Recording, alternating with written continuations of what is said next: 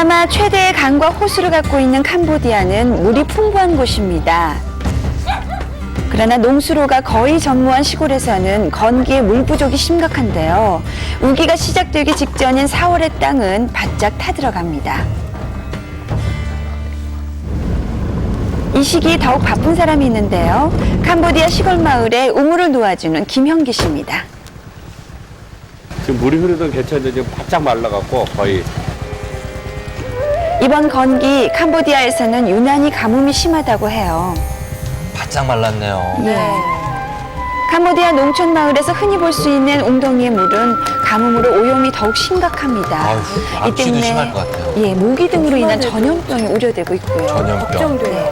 이런 웅덩이는 가뭄에 중요한 역할을 하는데요. 더위를 식히기 위해 주민들은 이 물에서 멱을 감기도 하고 그냥 들어가요. 아이고. 가축들은 이곳에서 목을 축이기도 합니다. 그런데 동물의 배설물로 오염되고 있는 경우가 많지요. 그럼요. 가축하고 사람이 같이 사용하는 거예요. 네. 참. 거의 바닥을 드러내고 있는 이 웅덩이의 물은 식수로 사용됩니다. 저게 식수로요? 이걸 어떻게 먹죠? 우기에는 주로 빗물을 받아서 식수로 사용하지만요. 건기에는 이런 물밖에 없다고 하네요. 정말 네. 전염병이 걱정되네요. 예. 이렇게 항아리에 담아두고 사용을 하는데요. 이 물로 쌀을 씻고 밥물로도 사용을 하고 아, 이거 안 되죠. 또 채소를 씻거나 설거지도 합니다. 그래요. 그나마 밥을 할 때는 물을 팔팔 끓이니까 다행인 편이죠. 네. 이 물을 끓이지도 않으지 그냥 마시기도 하니까요. 아이고. 분명히 좀 탈이 날 것 같은데. 끓이기라도 하죠. ដាក់បាយហូបហើយសម្រាប់ហូបផ្ទាល់ហើយកូនទូចៗហ្នឹងងូតបាទ 바짝 말랐네. 김형기 씨는 이러한 마을들의 물 사정을 일일이 조사하고 다닙니다. 이 물을 깨끗하다고 좋다고 그러는 것 자체가 저는 비극이라고 생각을 해요. 근데 이 사람들은 이 물밖에 없으니까 이 물을 먹어야 되잖아요. 가뭄으로 웅덩이는 점점 깊어지고 있습니다. 아유, 오염된 물일지언정 이 물 한 동이 깃는 게 이렇게 네. 힘겨워요.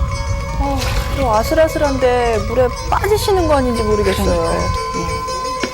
식사를 준비할 때마다 캄보디아 주부들은 이렇게 물과의 전쟁을 치러야 됩니다. មានតែកន្លែងហ្នឹងមានកន្លែងផ្សេងទៀតទេ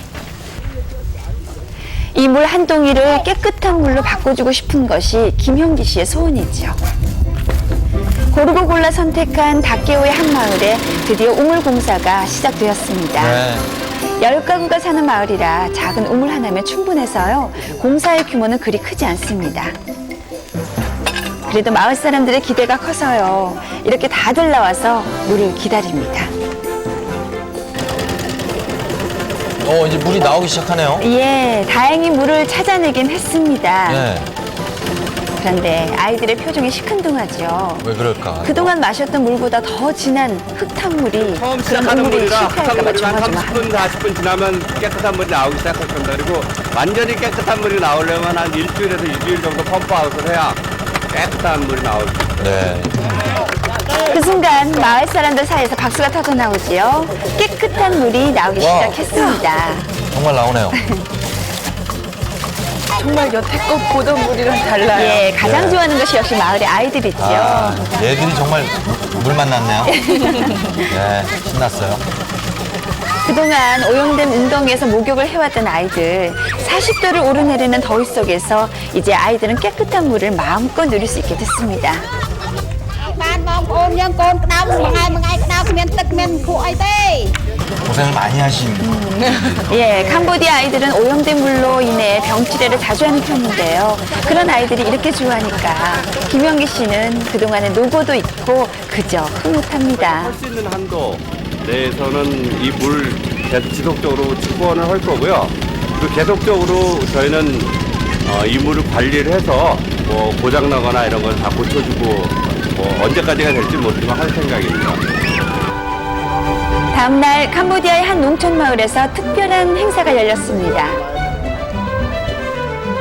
500번째 우물이 설치된 것을 기념하기 위한 건데요.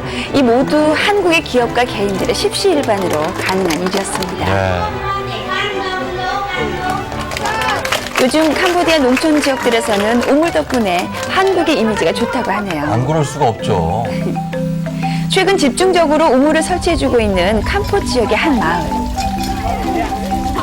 이곳의 펌프식 우물 역시 김영기 씨의 수고로 태어난 것이지요. 우물가는 이 마을의 사랑방 같은 존재예요. 네. 언제나 웃음이 그치지 않습니다.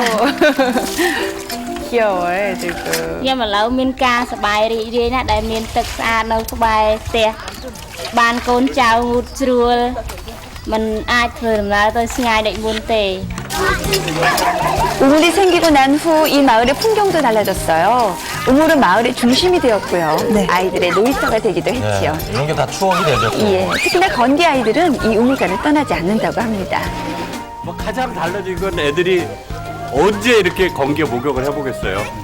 씻지도 않고 한 몇 달을 버텼을 텐데 뭐 거의 매일 이렇게 여기 와서 놀 수 있으니까 제일 좋아진 것 같고요. 이미 우물을 놓아준 마을에서도 김영기 씨는 할 일이 많습니다. 수질을 관리해줘야 되거든요. 가장 중요한 것은 위생 교육입니다. 오염된 물을 마시면서도 그 심각성을 인식하지 못하는 경우가 많거든요. 맞아요. 우리에게는 너무나 당연한 이 물에 대한 상식이 이들에게는 여전히 생소합니다. 그냥 먹어도 뭐 문제가 없을 수도 있지만 됐으면 끓여 먹으라고 얘기를 하고 있는 거예요. 다음날 김영기 씨를 만난 곳은 시골이 아닌 캄보디아의 수도 푸놈펜이었는데요. 이곳에서 그는 특별한 고아원을 운영하고 있습니다. 네. 공원까지. 한국어 아니에요. 발음이 꽤 좋은데요? 정확하죠. 아이들의 한국어 노래 실력 한번 감상해 보시죠. 네.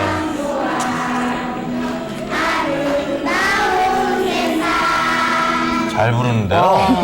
우리 막내 여기 온 지 한 3년 좀 넘었고요. 여기가 제일 좋대요. 여기 봐봐 여기. 봐봐.